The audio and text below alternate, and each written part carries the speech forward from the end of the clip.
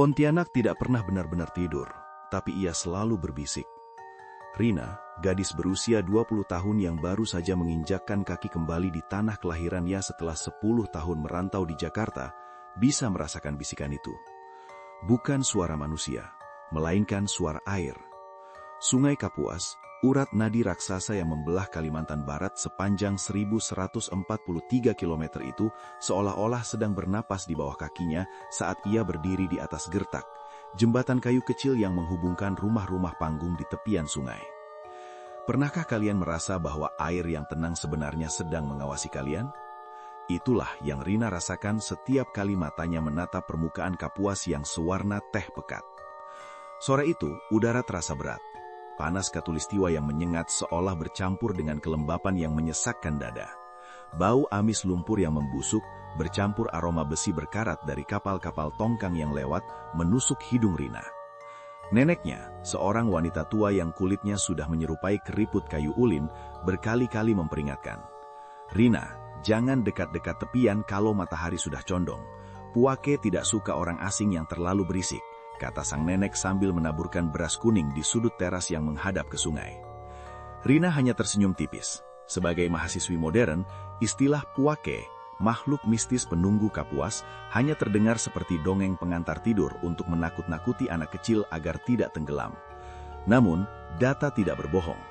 Rina teringat hasil pencariannya di internet tentang tragedi tahun 1994, di mana sekelompok anak hilang secara misterius saat bermain di sungai, atau kisah kapal-kapal yang karam tanpa alasan yang jelas di dekat muara. Masyarakat lokal percaya bahwa puake bisa berwujud naga raksasa bertanduk, buaya putih yang mereka sebut sarasa, atau bahkan kura-kura sebesar rumah yang disebut biukur. Apakah semua itu hanya kebetulan? Ataukah ada sesuatu yang lebih purba yang bersembunyi di balik arus tenang itu? Ketegangan mulai terbangun saat malam tiba. Rina tidak bisa tidur. Suara air yang menabrak tiang-tiang rumahnya terdengar lebih ritmis, seolah-olah ada sesuatu yang sedang mengetuk-ngetuk dari bawah. Ia memutuskan untuk keluar ke teras belakang, membawa ponselnya untuk mencari sinyal.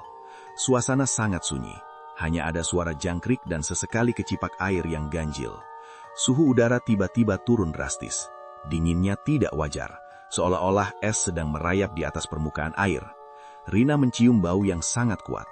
Bau anyir darah yang segar bercampur dengan aroma melati yang menusuk. Tunggu, melati di tengah sungai?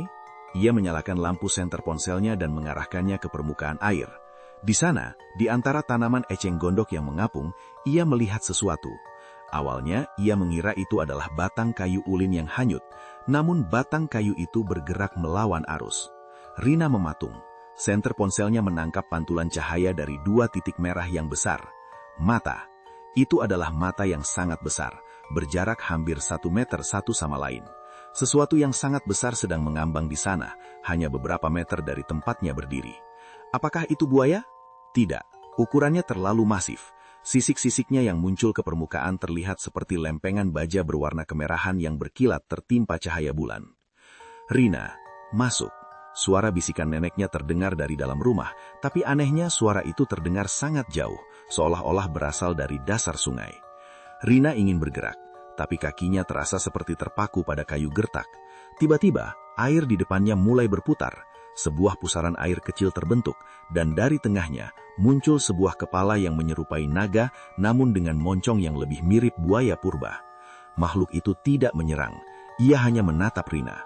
Dalam keheningan itu, Rina mendengar suara di dalam kepalanya, sebuah suara yang berat dan basah seperti lumpur yang diaduk. Kau punya bau yang sama dengan mereka yang berjanji. Panik mulai menguasai. Rina berbalik dan berlari sekuat tenaga menuju pintu rumah. Ia bisa mendengar suara air yang meledak di belakangnya, suara sesuatu yang besar melompat atau menerjang ke arah gertak. Kayu-kayu ulin di bawah kakinya bergetar hebat.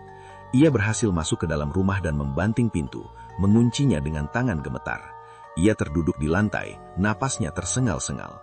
Neneknya berdiri di kegelapan ruang tamu, memegang semangkuk sesajen berisi telur ayam kampung dan paku. Ia hanya menagih apa yang pernah dipinjam kakek buyutmu Rina. Bisik neneknya tanpa ekspresi.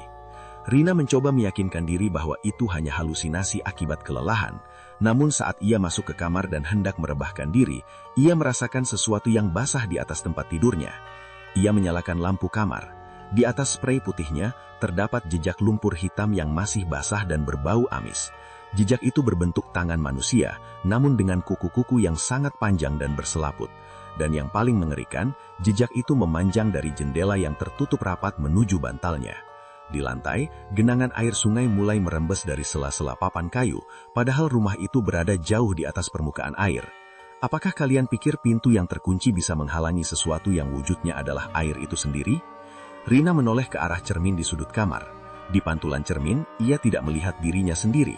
Ia melihat sosok wanita dengan kulit bersisik putih pucat berdiri tepat di belakangnya, memegang bahunya dengan tangan yang dingin seperti es. Rina ingin berteriak, tapi saat ia membuka mulut, yang keluar hanyalah air sungai yang asin dan berlumpur. Di luar jendela, suara kecipak air kembali terdengar, lebih keras, lebih menuntut. Sungai Kapuas tidak melepaskan apa yang sudah menjadi miliknya, dan malam ini, Kapuas baru saja memulai penagihannya. Ikuti terus cerita lainnya, hanya di Mistik Nusa.